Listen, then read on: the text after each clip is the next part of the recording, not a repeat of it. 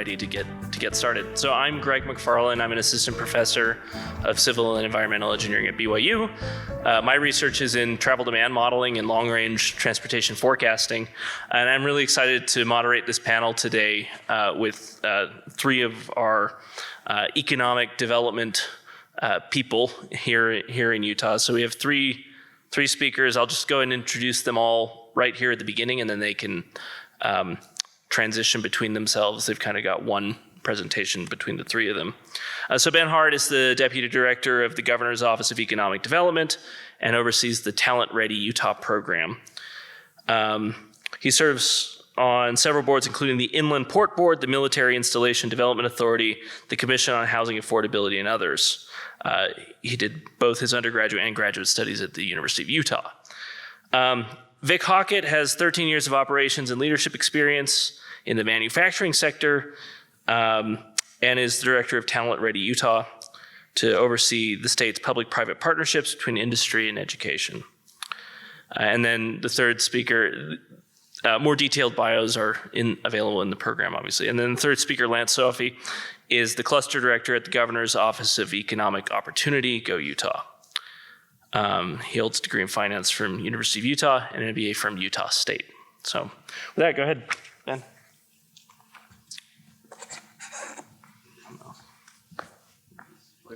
Yeah, perfect. All right. Well, thank you for being here today. Thank you for the opportunity to present Utah Valley University and Brigham Young University.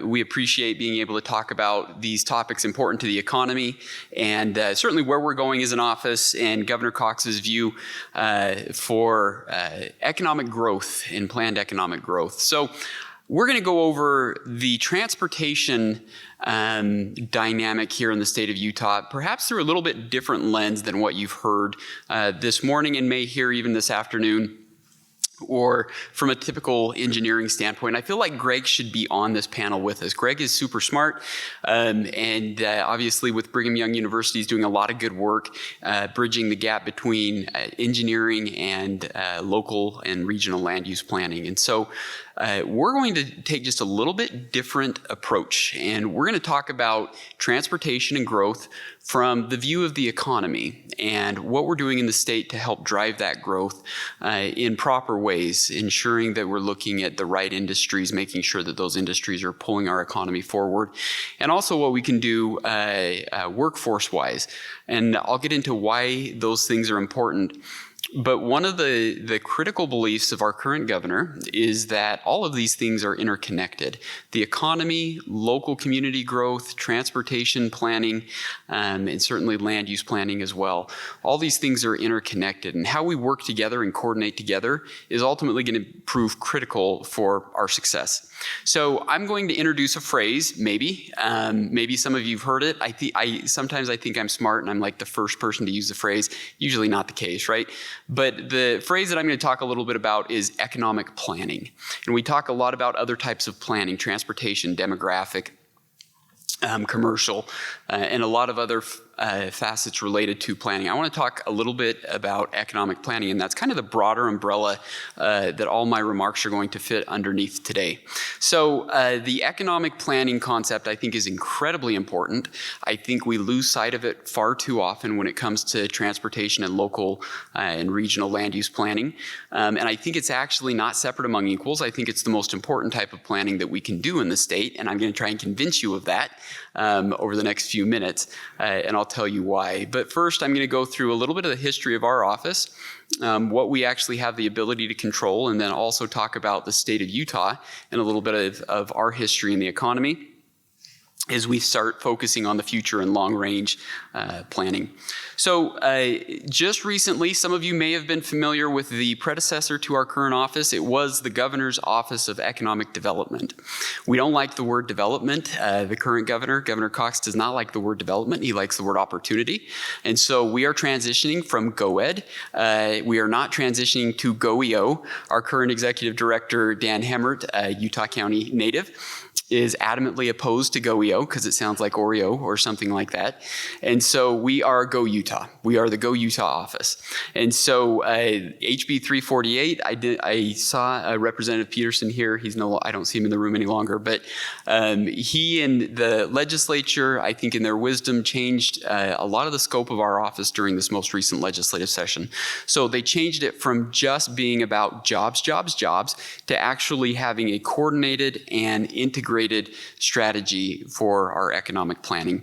So not only did it change the name of our office, it provided for an Economic Opportunity Commission that is responsible for the long-range economic planning for the state, which transportation is going to be included in that. And so I'll talk about that a little bit.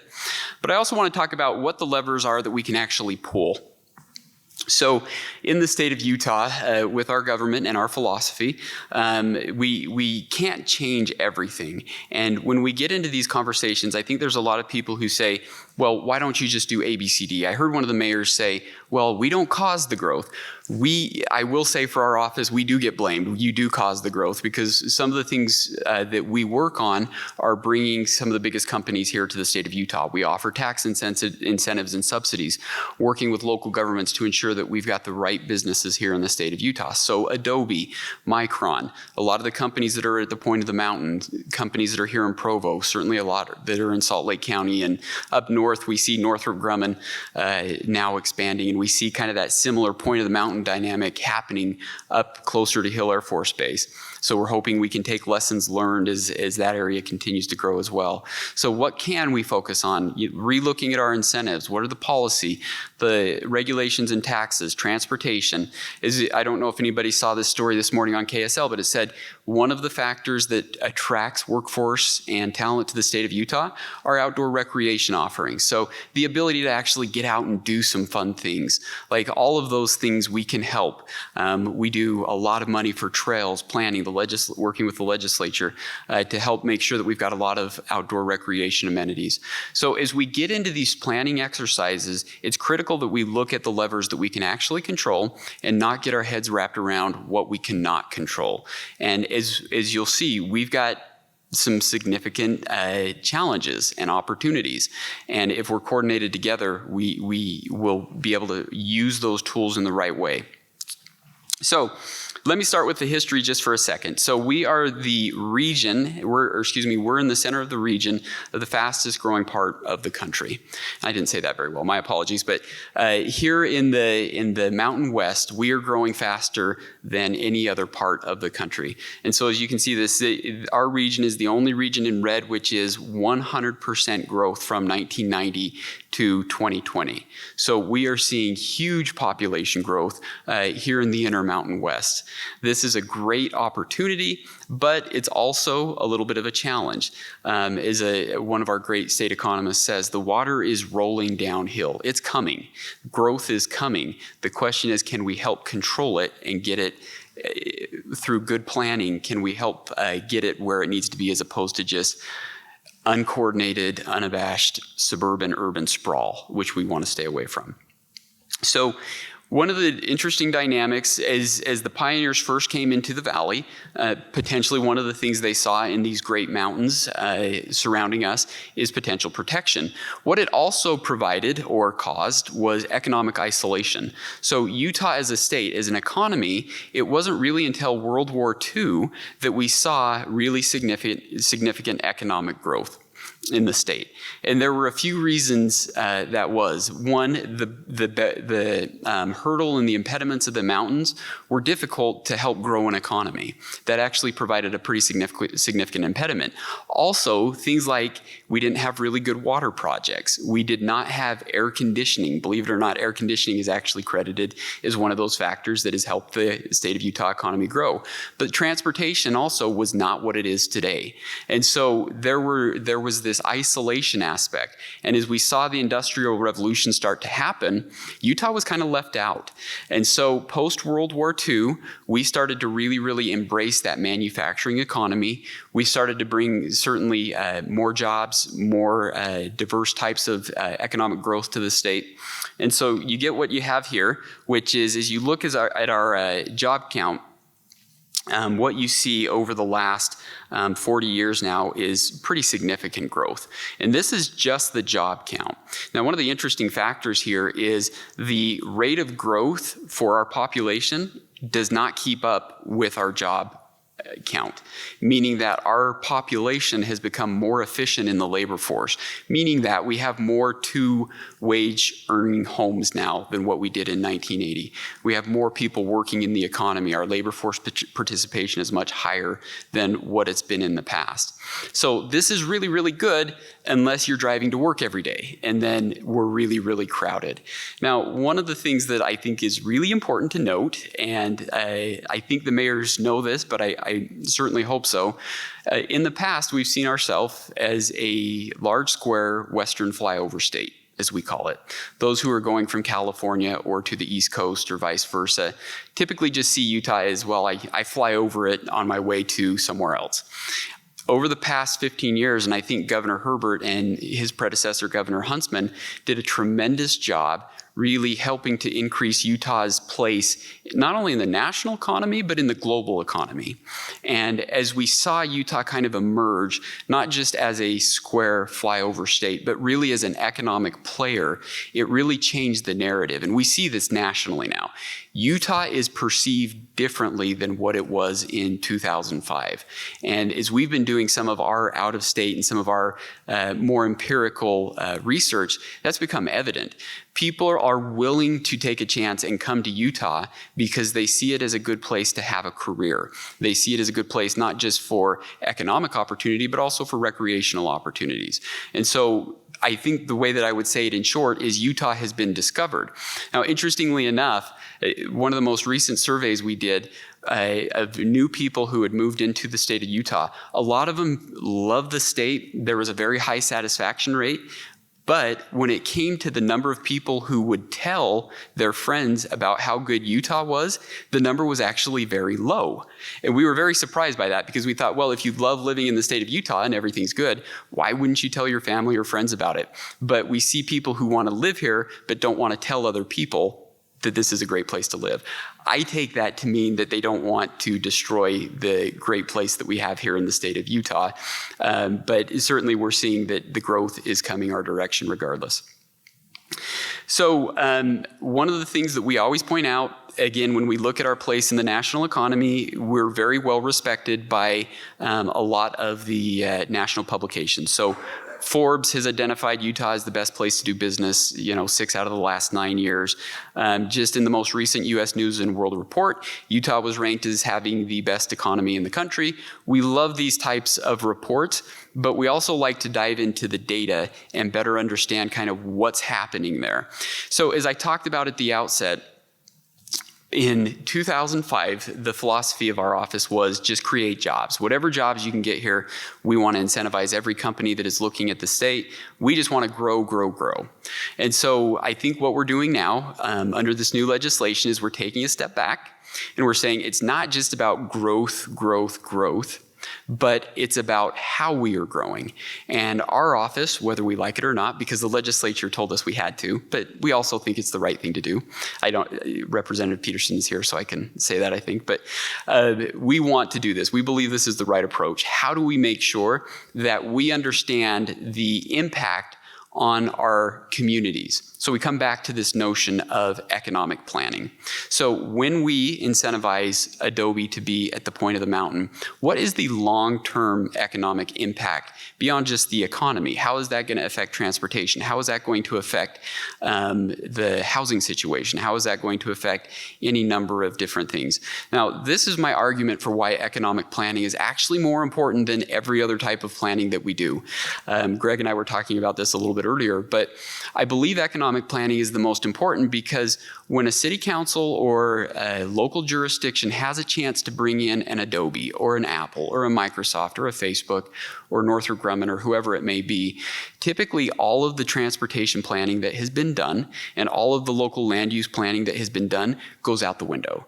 And it is, we are going to do whatever we need to do to land this company. If they tell us they want to be wherever, we're going to try and make room for them to ensure that we get that company to that local jurisdiction and to the state of Utah.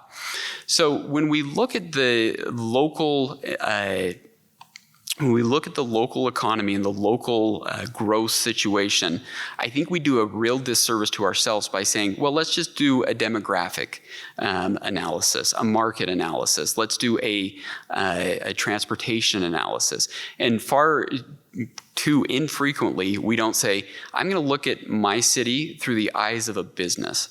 And if I look at my city through the eyes of a business, I'm going to realize that the planning that we need to do is perhaps different than what we think it is.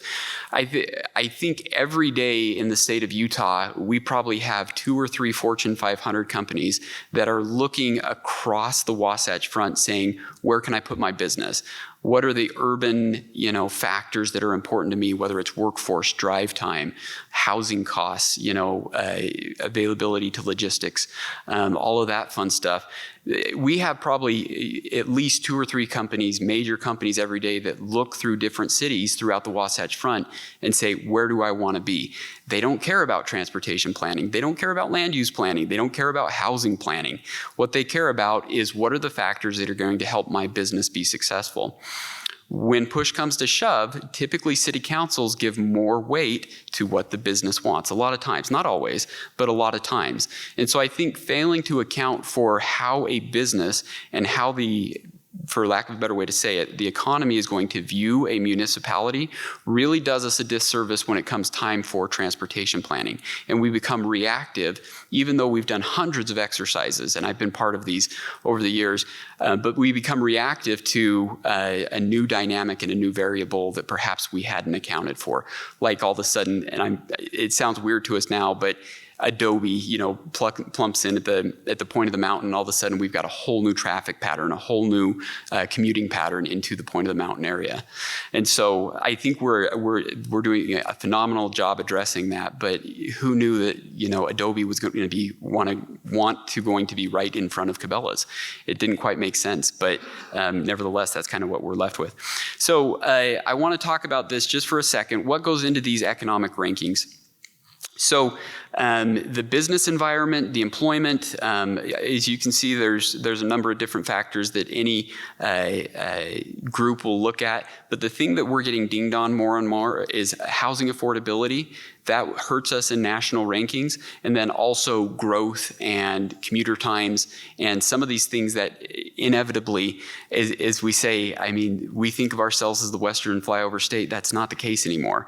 As we're adapting and taking that step up to a much more sophisticated economy than what would exist in a Western flyover state, we have to realize we're going to have to live differently. Otherwise, we're going to feel crowded without being crowded. And that's exactly where we're at today. If we can do a better job planning, particularly around transportation and housing and density, then I think we can accommodate the growth that is coming. But if we're not wise with the resources that we have, including water and land, it's going to feel crowded even though it's not. So one of the things that we're focused on in our office is how do we build the industries that are going to help to pull the rest of the economy. And 2 of the critical factors that we look at are targeted industries and also the workforce to support that. And that includes commuting patterns, how we're educating our kids, all of that fun stuff. But all of that goes into the larger economic conversation. And so I am going to turn the mic over to Lance and Vic to talk about targeted industries, what we're doing to target those industries that really can help pull our economy and also the workforce. And then we're happy to take any questions, even if they're crazy questions, even if you want to tell me where I'm wrong, which I'm sure I am somewhere. We're happy to take questions and see what we can do to help bring our minds together on a critical topic.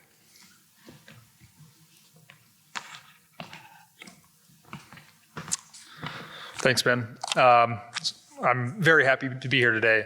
Really excited to talk about our industries that we're concentrating on. Understanding where the Governor's Office of Economic Opportunity is concentrating is really important to your community. Understanding what sectors are going to be growing and where we're putting our resources. So understanding where we get our information. So we will contract with outside resources, consultants to research our economy. So we have unbiased information to go off of. So with this information, we come back, we take that information, and we put together our economic strategy. So it is so important to understand who we are as a state. Not a shotgun approach, not being a jack of all trades. We understand Where are our strengths? So looking at the concentration of industry, concentration of occupations, our research and development assets, industry assets, and education alignment. Those are some of the major things they're looking at to find out, to say, who is Utah? What is our economy? And using these resources, we go after that. So what I really find interesting, so I'll tell people I'm with the Governor's Office of Economic Opportunity. I'm the cluster director over targeted industries. And I'll ask them on almost every time, I'll be like, hey, so we have 5 industries. What do you think those 5 industries are? And it is actually uncommon for them to get more than 2. So the marketing, the information needs to get out there. Who is Utah? When your sons and daughters ask you, I'm confused, what should I go study? Or somebody comes to you for advice, I'm going to the university, what do you think I should go into? These 5 industries, if you pick any one of these industries, you are going to have plenty of job opportunities and you're going to support our economy. So what this slide shows is the innovation sector multiplier effect. So why these industries, these innovation sector jobs are so important, and why if we put our finite resources into these sector and into these jobs, why it's a good idea, is because these types of jobs, through study and data, these jobs, one job created in an aerospace and defense sector will produce up to 5 more jobs, either in the supply chain, a company that supports that industry or that business, or also just in the community, like whether it's retail, car lot, services, anything that these jobs will produce up to 5 additional positions. So concentrating on these, we only have so much time, so much effort. And these are so we have done studies for decades, and over these decades, over the last 2 decades, these 5 industries always rise to the top. These are our industries. This is where our concentration is. And what's really important to what we have to question often is, are these the right industries? Here's a really good test. Have a pandemic. How did we survive? So right now we are at 2.7 unemployment. That is full employment. That is considered full employment. What are we compared to the United States? The United States right now is around 6% unemployment. Job growth, another key indicator of how we are doing. Over the last 2 years, we do not compare ourselves to last year because it is skewed data. It'll look like our job growth is absolutely amazing. So we look at so we're now looking at 2 years back. Looking at 2 years ago to today, job growth is at 2.6%. Compared to the United States, -4%. So we know that we do have the right diversity, the right ecosystem, the right industries that we're concentrating on, and we have confidence in that, and that is what we're going forward. So from a transportation perspective, it's very important to understand, in my community, who do I have, and what of these industries are big in my community? Because that's where this growth is going to be happening. That's where our resources are headed. This is a very interesting slide to look at employment growth over the last 20 years, wage growth over the last 20 years, and total employment. But it's really important to understand, and it kind of tells the story of, well, why are those 5 industries so important?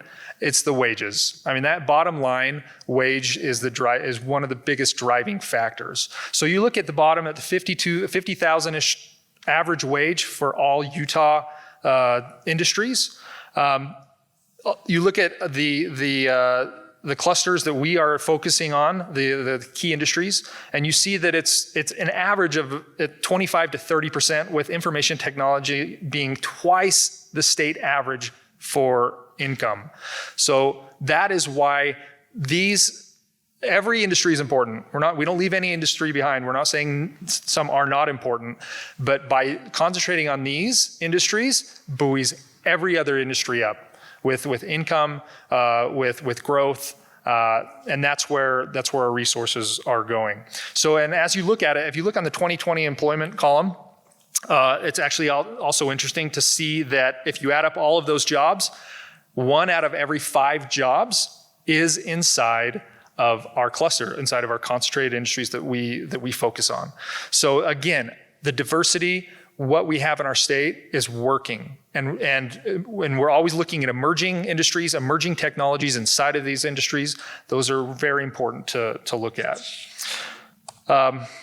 So we are hyper-focused on catalyzing sustainable growth. Like Ben mentioned before, shotgun approach, grow, grow, grow, grow, grow. We don't want to close our state. It's so important that we don't close our state to, hey, we're not growing, game's locked, no thank you to any more industry. That is not, we do not want to put that perception out there. Because in a downturn, you can't just restart that job growth. You cannot restart that recruitment of jobs. It's a 3 to 5 year process. But we do need to be more targeted of creating the ecosystem. So again, targeted industry focused. And this comes straight from Governor Cox. Our meetings with him, he says, more of the right jobs, not just more jobs. So our job is with the governor's office is to understand, to work with industry, to talk to them, to talk to the industry associations, understand build the ecosystem of these industries in the right way. What are we missing, and how can we support that? So that is our goal. That's what we're doing on a daily basis, is trying to fill those gaps, gap analysis, and supporting the industry and what they're saying where the need is. So with our 10-year economic strategy development that we are putting together right now, I think it's really important for you to understand the pillars. What are we focusing on a daily basis? So again, number one is our strengths. Our business-friendly atmosphere here, low regulation, low taxes. We have to play to our strengths, and we have to keep being a business-friendly state. It's so important to our sustainability and growth. Again, back to targeted industries, understanding who we are, getting that word out, and so everyone knows what Utah is about.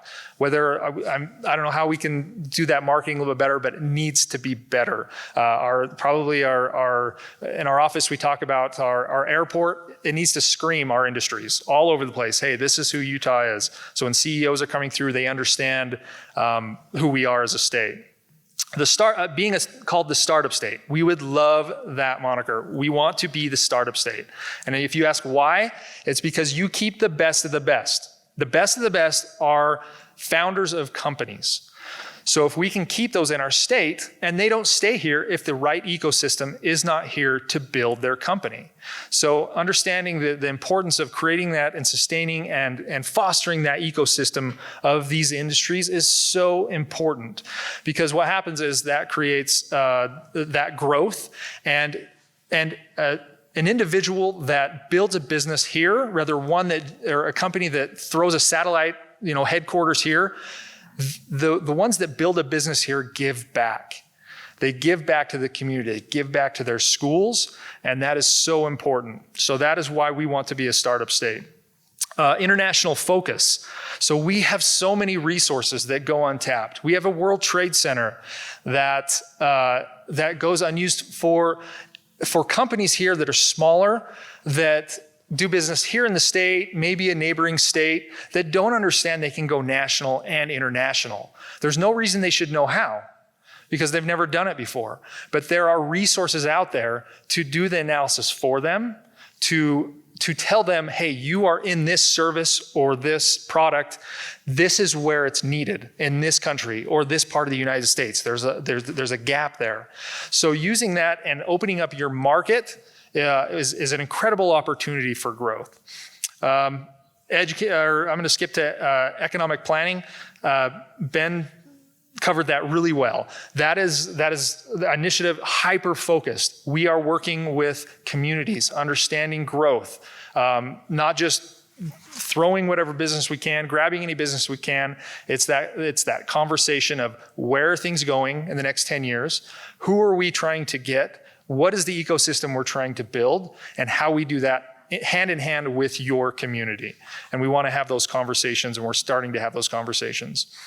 And economic opportunity for all. This is equality, inclusion, and this is a cohesive state is a better state. There is no doubt about it.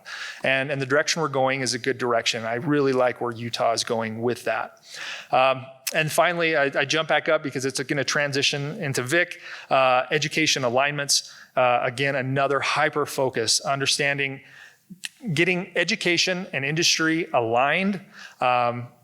Workforce is always going to be the biggest issue. It's always going to be the biggest issue. That's what we hear. The big complaint is always, we need workforce. So doing that, I'll turn the time over to Vic.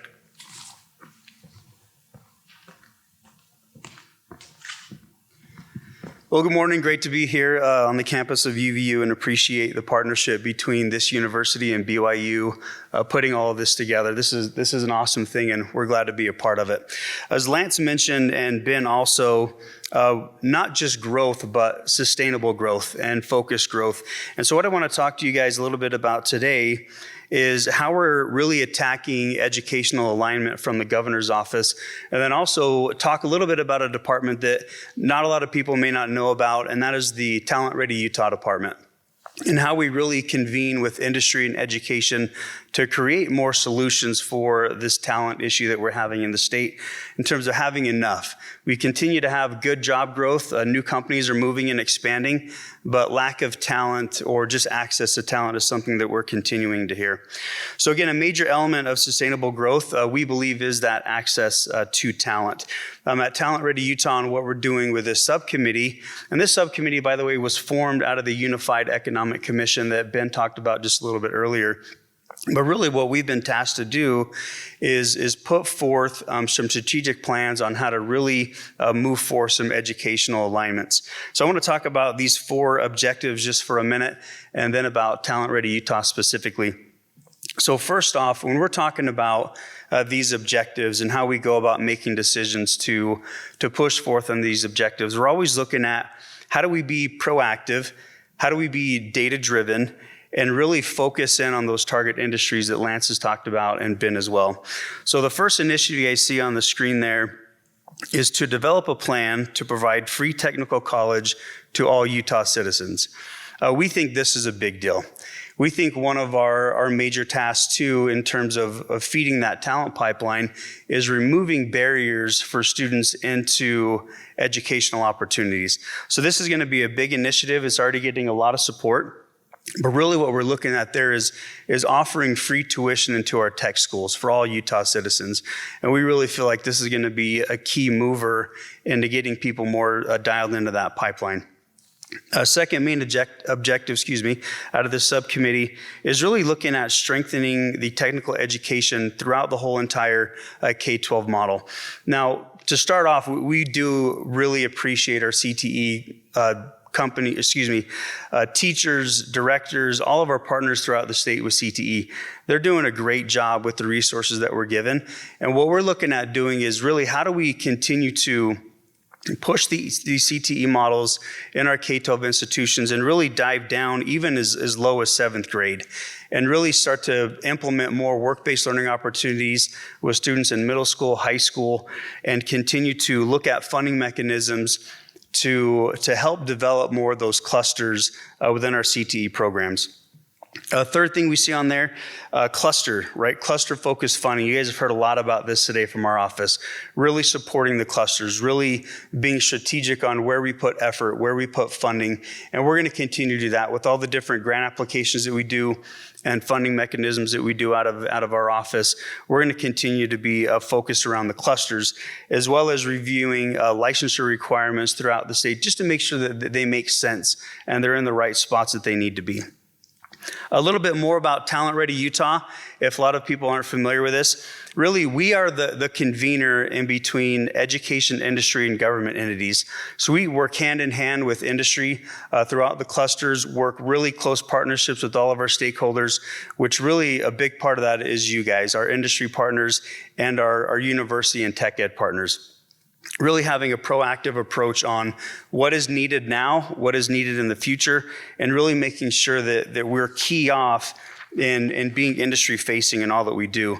And really this whole startup of the Talent Ready Utah Center came from an industry demand. So back in 2014, Boeing came to the state, really wanting a plan, an actual plan to create a workforce development strategy for aerospace.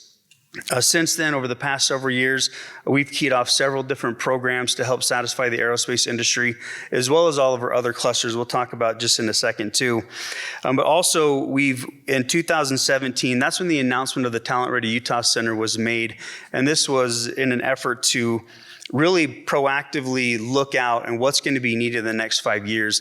And at this point in time, they were talking 40,000 new jobs were going to be created around these clusters and high demand jobs.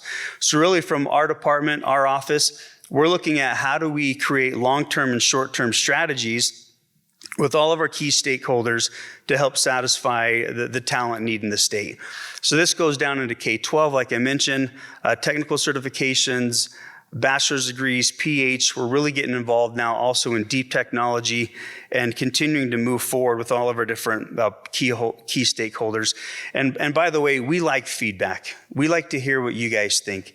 We like to know what you guys are seeing on the front lines, how you can help partner with us. So I would love to hear from anyone on different ideas. How do we continue to partner with our education partners and industry partners to move forth on all our different initiatives? And then lastly, just to kind of key off on some of our talent development initiatives, what we've done in the state over the past few years. And if you look at each one of these programs, UVU, BYU, you guys are probably our recipients of some of these grants. They've been great partnerships and really looking at that whole continuum of education from anyone looking at a smaller level pathway certification within their high school.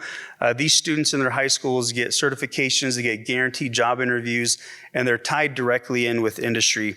So we're looking at some of the short-term needs with Pathways, Utah Works, Learner Work in Utah is another big grant funding that we just did, all the way up through a deep technology, strategic workforce investments. Looking at how do we partner with all of our different education partners throughout the state, have stackable credentials, have work-based learning opportunities. So that way, as students are leaving our educational institutions and ready to enter the workforce, they have the needed skill sets to be better employable and more successful. And like we said before, to help with our sustainable growth in our economy. Ben? And that's all I've got on mine too. So turning over to questions, back to our moderator.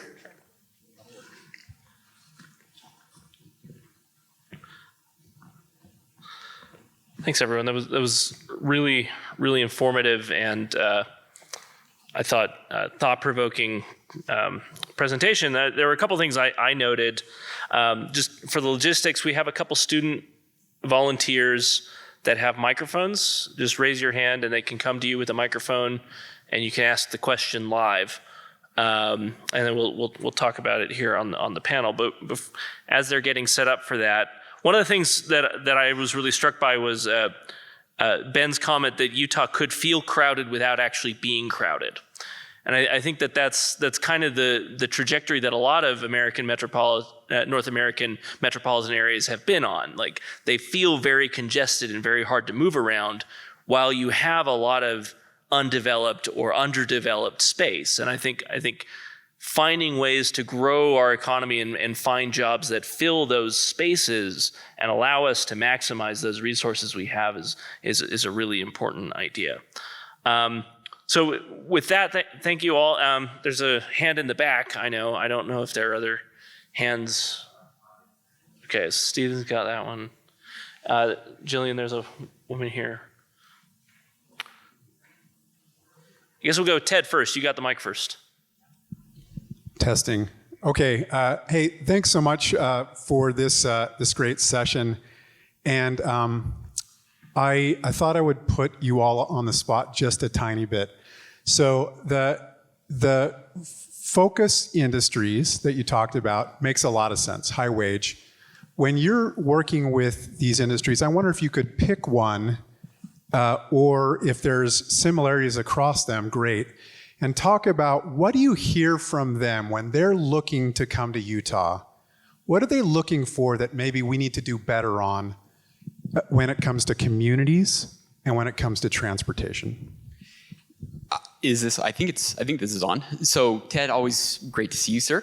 I'm going to pick two because they're very, very similar. What we're hearing back, not necessarily, they're growing more and more similar, but I would say tech and aerospace and defense, and the reality is every company is going to be a tech company. That's the way it's going. And so aerospace and defense is very much that way. But from our tech companies and up north around Hill Air Force Base, what we hear more and more is that they need the right workers. 2 years ago, this is really interesting to me, it may not be to you, but 2 years ago, we had a really hard time convincing people to move from the Bay Area, for example, to Utah to take an executive level job. Really, really difficult time. Since the pandemic, what we've been hearing from leaders across all industries is they have been able to get workforce much more easily than what they have in the past. They've been able to get people to move to the state of Utah. And so the narrative we're hearing post-pandemic, the industrial talking points around workforce are so much different. Workforce is the number one issue. We heard a site selector say 80% of decisions now are made based upon workforce. And so within that construct, it explains some of the talking points we're hearing, which is housing affordability, transportation to and from work is absolutely critical. And so up north around Hill Air Force Base, it is finding any house, finding whether that's multifamily, attached, detached, whatever it is. But we're hearing the same thing from tech now. Their employees are saying they can't find housing. And so that's probably one of the most common complaints that we hear. And again, it comes back to this notion of we can't think of ourselves as a Western flyover, but we've got to embrace density. I mean, and I'm not just talking about, let's throw up multifamily housing all over the place, but particularly around our transportation nodes. We've talked about TOD forever. We've done it kind of well. Like, we've really got to embrace transit-oriented development in the state of Utah. We're hearing that more and more from companies. It's not just, I'm not just pandering to this crowd, but genuinely we hear that all the time. And so I think we have to embrace some of these principles that we've talked about forever and actually put them into practice. And if we don't, I think Greg said it well, we're going to get really crowded, and yet we're not really using the resources that we have. So that's what I would say. Do either of you have an answer to that? Or? Yeah, so let's go for there. Back in the back. Thank you very much again for your time, and also appreciate those who put this seminar together. So growth usually involves increasing cost of living. And we have seen that here, of course, in Utah a lot. And what is the plan to handle the growth, but in the meantime manage the increase while the increase in the cost of living? And the second question I have is, where is the money going to come from? We have also noticed large increase in our taxes. So does that going to involve, again, tax increase?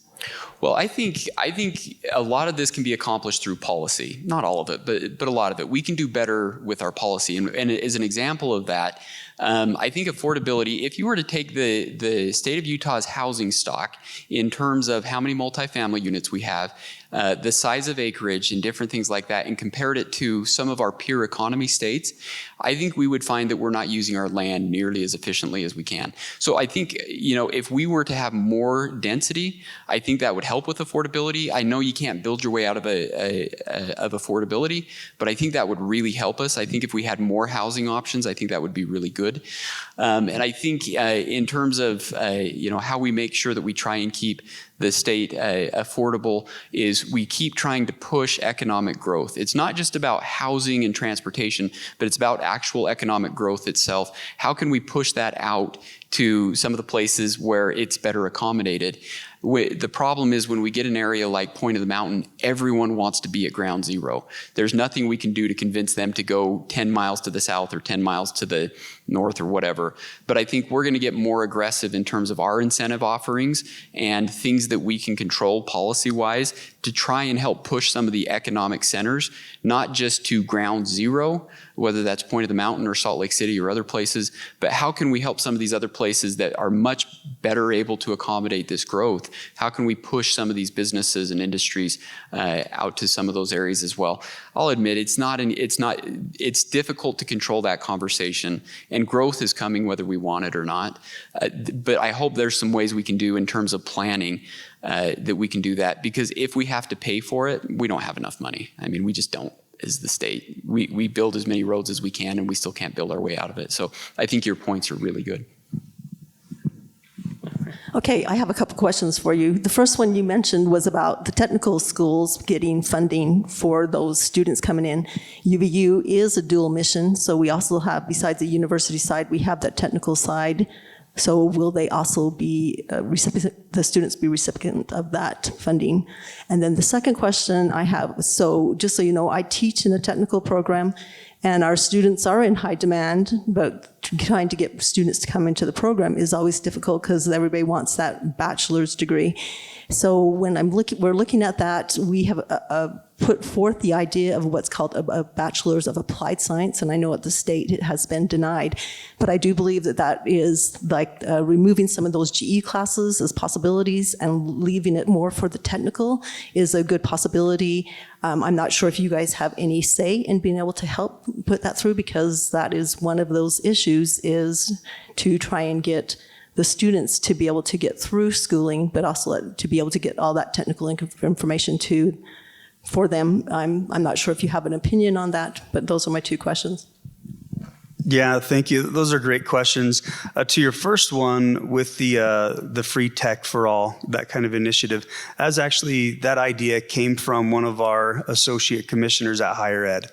And so how that's going to be distributed, or how that model actually looks, is going to get fleshed out over the next few months as we continue we're going to have our first subcommittee meeting next week. And so right now, these are high-level objectives, but we're definitely going to get down to how we're going to implement these long-term. You guys, Salt Lake Community College, there's others that are heavily involved in the tech side. How that gets distributed outside of just the tech schools, not sure yet, but those will be conversations to come. And on the CTE side, I appreciate your comments on, trying to get kids more early involved in CTE. I think one of the key factors on that second objective that we had was to even dive down further, get them early and often, 6th grade, 7th grade. Another model that we're looking at that the governor is passionate about is really getting our industry partners embedded in with the elementary schools, and really having a lot of good exposure into CTE early and often, and then aligning all of our different educational pathways so it's easy to kind of come in and out of the different pathways. So a high school student could have a good transition into a tech school, or a tech school into a great university program, but providing on-ramps and off-ramps for educational opportunities, I think it's something we're just going to continue to push forward, because it also helps with the talent pipeline. You take these groupings of classes or certifications or degrees, it qualifies you for different wage opportunities.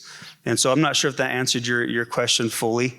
Ben, do you have something on that? Yeah, let me just add to it as well. This is a topic that I'm really passionate about, and Vic is very politically correct, and he said all the right things. I'll give more of my opinion. But Governor Cox, in his last State of the State, he said, look, we preach to our kids that they have to have a 4-year degree. He said that's bad for our students and that's bad for our economy. And I agree with him on both points. I think we have to do a better job helping our students understand that it's not 4-year degree or bust. The 4-year degree mentality here, particularly in the state of Utah, is really thick. And we have to be able to get through that notion and help our kids understand that, hey, a 4-year degree is great, but there's a lot of good jobs and a lot of opportunity for success through just a credential. And so I try and personally preach that. Everyone's like, well, you got a master's degree. But my son's getting a certificate from Davis Technical College right now.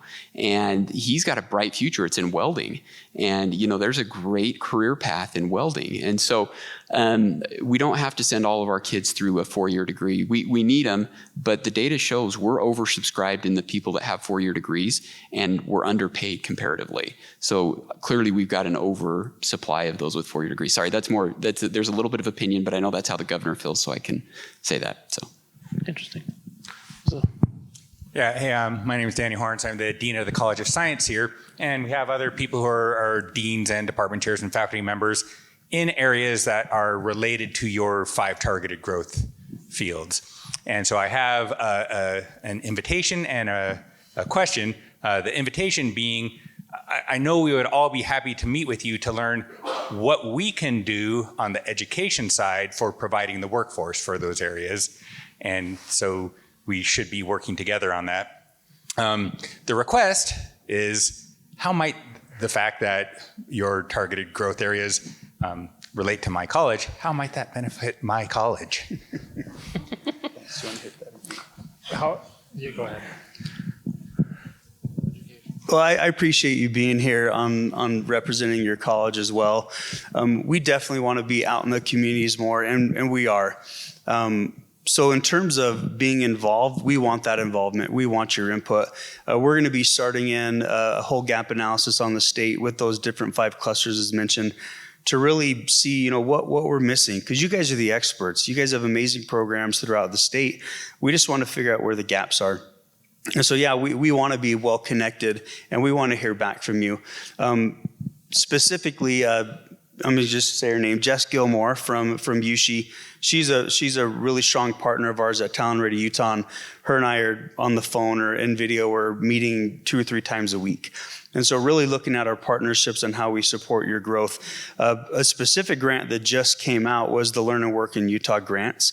From UVU, I can't remember, maybe Scott knows off the top of his head, but just from UVU, we had over 90 applications for Learn and Work funding, which was phenomenal. And so those programs were meant to offer credentials in a short period of time to get students readily employed, whether that be within a bachelor's program or completely standalone. And so we do have those programs. Utah Works is another funding stream that we work with our higher ed partners with. There's a grant open right now for apprenticeship models. And so for our office, we would help promote and start up apprenticeships within the different colleges. And apprenticeships exist, all over the spectrum, not just in the trades with construction, electrical, and plumbing, but there are great apprenticeship opportunities for financial, for biotech, for sciences, and we're just not tapping those yet. And so we have a specific grant that's open right now. I think it's due by the end of this month, but it's really to help our education partners start up new programs that are in high demand. So those are a couple, and then strategic workforce investments. I think we have a few of those from UVU also, but that's a stackable credential model. As has been said, not every single job needs a 4-year degree. And so we have partnerships, with our tech schools, high schools, and universities to give students the opportunity to stack up on their credentials to get better jobs. So those are 3 specific ones that we continuously reach out to our educational partners to continue to fund. And I think we're going to continue to see more of those come up. My name is Saeed Shajal. I'm a computer science faculty here at UVU. So my question is you try to bring more industry, and those industries, target industry or focused industry, 5 pillars. And to bring those industry, you have to build more workforce, right? And then to bring those more workforce, then you have to bring is there any kind of promotion or any kind of intensive for the students, they can get more towards that direction, then you can make more workforce, because at the end you have to bring more workforce to build more workforce to bring more industry here for those focus market. It is really kind of a cycle, there's no question, because the more industry we get here, the more workforce we need, and ultimately how do we pull more students into those types of jobs. And I think that really is at the heart of what Talent Ready Utah is all about. Vic, Scott, and Rochelle are here kind of representing that office. And I think it's not just about, let me just say this, creating more kids that want to go into those jobs is a great goal. from a talent solution, but really it's important for the student as well because it gives them a better career opportunity. So our goal is how do we create within students at a younger age that opportunity where they can really understand some of these better paying industries because we need them. We need to be more efficient in terms of more students coming into the right career path. So one of the core focuses that we're looking at is work-based learning.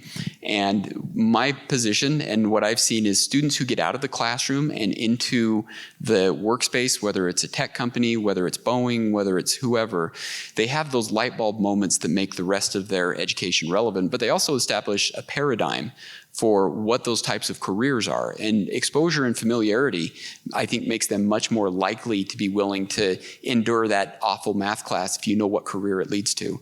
So work-based learning, if you're familiar with the European model, what they do in Switzerland, way cool in terms of apprenticeships and allowing students at a younger age to start to understand what career and technical professional education actually is.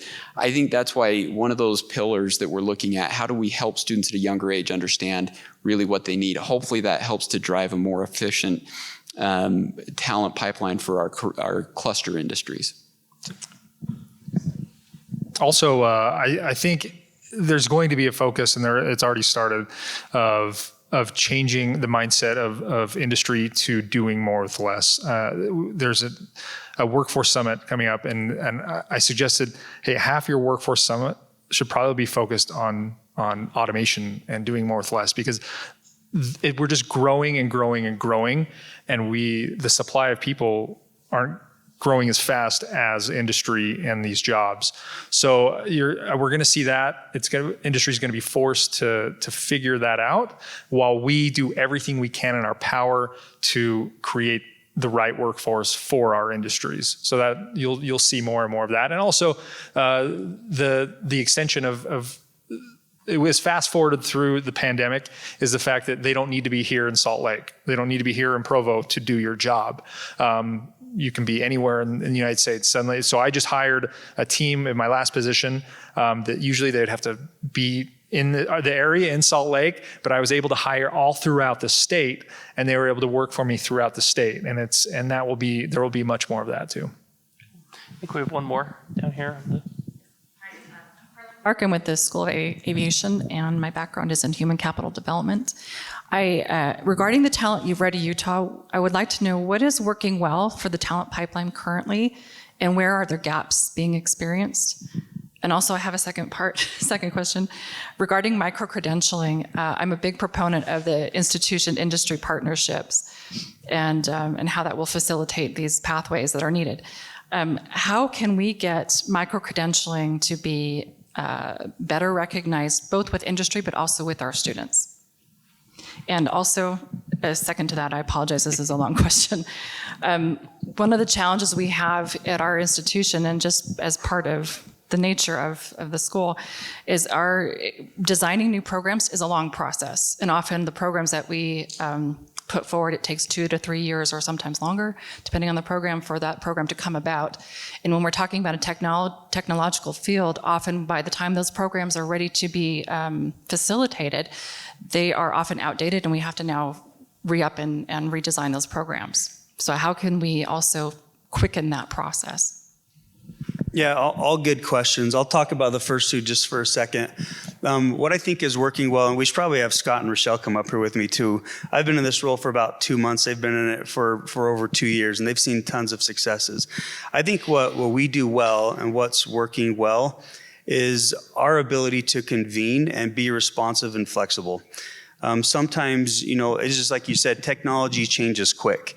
And so our department, we really are that interface, as said before, between industry and government. And how do we align those things quickly, and then fund where it makes sense. I think something that we've done really well is being able to take our funding streams that the legislature has been awesome giving to us, and then putting them where they need to be put. And even going forward, we have new strategies even more on being more focused, being more strategic, and how we spend our money. So I think what we do well is being responsive. and really, gathering that information from industry, gathering the needs, gathering the gaps, and then working closely with our educational partners to help fund either the startup of a program, the equipment, the curriculum side, and a lot of our programs too, to remove an additional barrier. A lot of our programs pay for the tuition for the students to go through it. And so I think that's another thing we do really well is to remove barriers from the creation of the curriculum to getting the students through. And then on the placement side, I think those are things that we're doing well. On the micro-credentialing piece, you did see there, I think that was the third objective from that subcommittee, is more micro-credentialing. And really, so on our first couple meetings, we're going to really define what that is, what that looks like, what qualifies. And I think there's huge value in micro-credentials, whether that's, a standalone credential or the embedding those credentials within a semester. And a student may come out of a robotics class and have 4 different micro-credentials they didn't even know they were going to get. So I think there's a place for those in our school districts with post-secondary, but those are going to continue to be defined, and I think that there's going to be more focus on how those get through. I know that our commerce executive director, she's passionate about micro-credentialing, and so is our governor, and a lot of us are, so we'll continue to see that as a push. And I don't remember your third question. The processes that take so long, if there's anything that can be done on the state level to help our processes be faster? Did we ask that? Yeah, that's a good question. And I probably don't know enough about that. Yeah, I saw the gentleman on your left shake his head no, so I'm gonna go with no and defer. Private universities also have a long process to approve new programs, so it's not only the governor's office at fault. Thank you all for coming to this session. I think we talked about things that aren't specifically transportation, but I think as we talk about these economic planning problems, it's obviously linked to transportation in that where those jobs go and where they find their workers and where we can find places for those workers to live affordably and within their means to have a sustainable and high quality of life. The transportation system is what connects those two things. And so placing businesses and placing homes in places where they can access each other is really, really important.